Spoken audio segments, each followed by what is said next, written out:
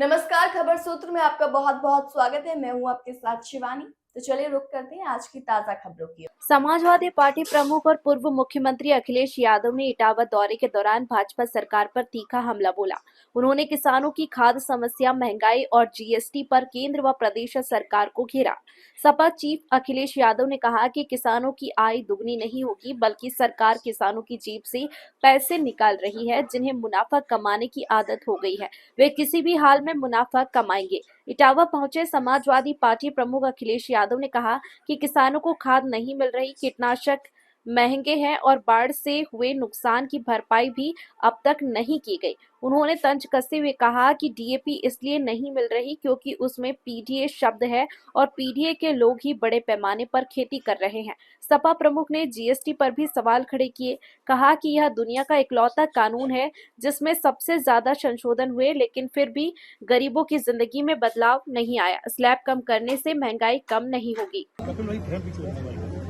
चुनाव को अब एक साल के लगभग दिन बचे हैं। उत्तर प्रदेश का चुनाव एक साल के अंदर या एक साल का आसपास समय बचा है सरकार के पास। और अब तक अभी हम लोगों ने जो बजट देखे हैं उत्तर प्रदेश सरकार के, 9 बजट देख चुके हैं। आखिरी बजट आना है जो अब आ जाएगा आने वाले समय में। दिल्ली की सरकार तीसरी बार चल रही है। हाल ही में हमें और आपको देखने को मिला कि एक ऐसा कानून जीएसटी जब लागू किया गया था तो ये बात कही गई थी कि व्यापार बढ़ेगा। इस कानून के लागू होने से सरल व्यवस्था लागू होगी जिससे कि व्यापारी और कारोबारी अपना टैक्स दे पाएगा। शायद दुनिया में इकलौता जीएसटी कानून रहा होगा जिसमें इतने संशोधन हुए हैं। और इतने संशोधन होने के बाद भी आज फिर सरकार को संशोधन करना पड़ा और ये स्वीकार करना पड़ा कि हमें गरीबों को राहत पहुंचाने के लिए कानून में बदलाव लाना पड़ेगा। उसका जो स्लैब है वो बदलना पड़ेगा कृषि क्षेत्र में या जरूरत के सामान को लेकर के। तो सवाल ये है कि जीएसटी लागू होने से लेकर के अब तक आखिरकार सरकार ने किसको मुनाफा कमाने दिया? ये कौन लोग थे जो मुनाफा बेवजह कमा रहे थे? और याद रखना, कानून के और स्लैब के कम हो जाने से ये जो मुनाफा कमाने की जो आदत पड़ गई है वो मुनाफा कम नहीं होगा, महंगाई कम नहीं होगी। और दूसरी तरफ जो हमारा कारोबार बंद हो रहा है, अमेरिका ने जरूर टैरिफ लगाया है, हमारे कुछ काम पर कारोबार पर टैरिफ लगा दिया, लेकिन टैरिफ से ये लग रहा है कि भारतीय जनता पार्टी के नेताओं के मुंह पर भी टैरिफ लग गया है। आप उनसे सवाल नहीं पूछ सकते टैरिफ को लेकर के। हमारे भदोही का कारपेट, मुरादाबाद का ब्रास का एक्सपोर्ट, मेरठ का, सहारनपुर का, फिरोजाबाद का, तमाम जो एक्सपोर्ट होते थे अब पाबंदी लगने के बाद उनका नुकसान होना शुरू हो गया।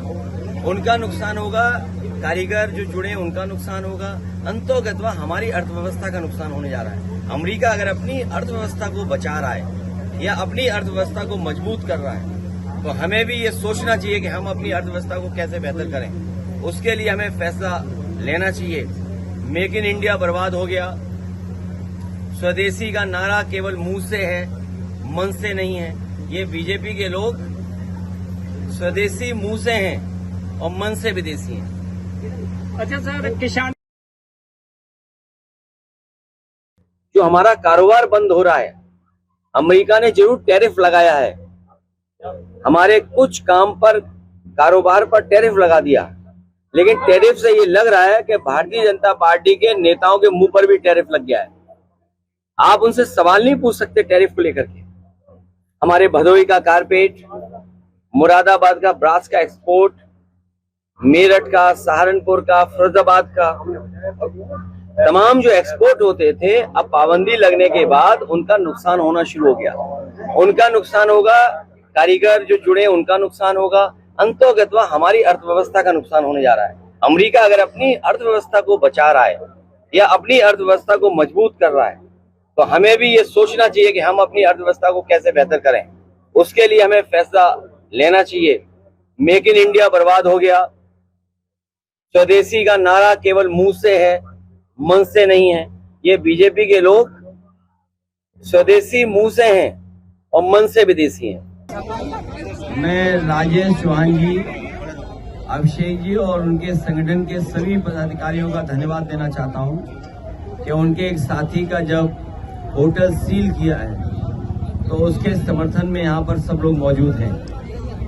ये जो दबाव बनाया जा रहा है, इसलिए दबाव बनाया जा रहा है कि ये किसानों की आवाज न उठाएं, गरीबों की आवाज न उठाएं। लेकिन मैं ये जानता हूं कि शांतिपूर्ण ढंग से, लोकतांत्रिक तरीके से ये अपनी आवाज कभी कमजोर नहीं होने देंगे और आखिरी दम तक ये लोग लड़ते रहेंगे। ये किसानों की जमीन लेने के जो मामले हैं, इनको बाजार का भाव देना चाहिए और सरकार के खजाने में बहुत पैसा होता है। जब सरकार कह रही है कि हम $1 ट्रिलियन इकोनॉमी की बन गए हैं, ये हमारे गरीब जानते होंगे 1 ट्रिलियन इसलिए बोलते हैं कि ट्रिलियन हमारे गांव के लोग समझ ही ना पाए। ये जो सरकार बीजेपी वाली ट्रिलियन इसलिए बोलती है कि वो ट्रिलियन समझ ही नहीं पाओ। हमारे लोग लाख जानते हैं, करोड़ जानते हैं, 10 करोड़ जानेंगे और सरकार बोल रही है ट्रिलियन, इसलिए कि गरीब समझ ना पाए हमारा। जब इतना पैसा आपके पास है ट्रिलियन, तो बताओ 2 करोड़ प्रति बीघा देने में आपको क्या परेशानी है? आपको परेशानी नहीं होनी चाहिए। जब इतनी बड़ी अर्थव्यवस्था आप बता रहे हो कि आपके खजाने में इतना पैसा आ रहा है और केवल शराब से ही बता रहे हैं 45,000 करोड़ रुपया आ रहा है, तो बताइए 2 करोड़ रुपए देने में क्या फर्क पड़ता है? तो इनका मुआवजा मिलना चाहिए, बाजार के भाव से मुआवजा मिलना चाहिए और इनके ऊपर अन्याय नहीं होना चाहिए, झूठे मुकदमे नहीं लगने चाहिए और पुलिस के माध्यम से डराना धमकाना नहीं चाहिए। सर, एक रास्ता और निकाल है कि उसमें PDA शब्द है, DAP PDA शब्द है और PDA लोग ही बड़े पैमाने पे खेती कर रहे हैं। गांव गरीब कौन है?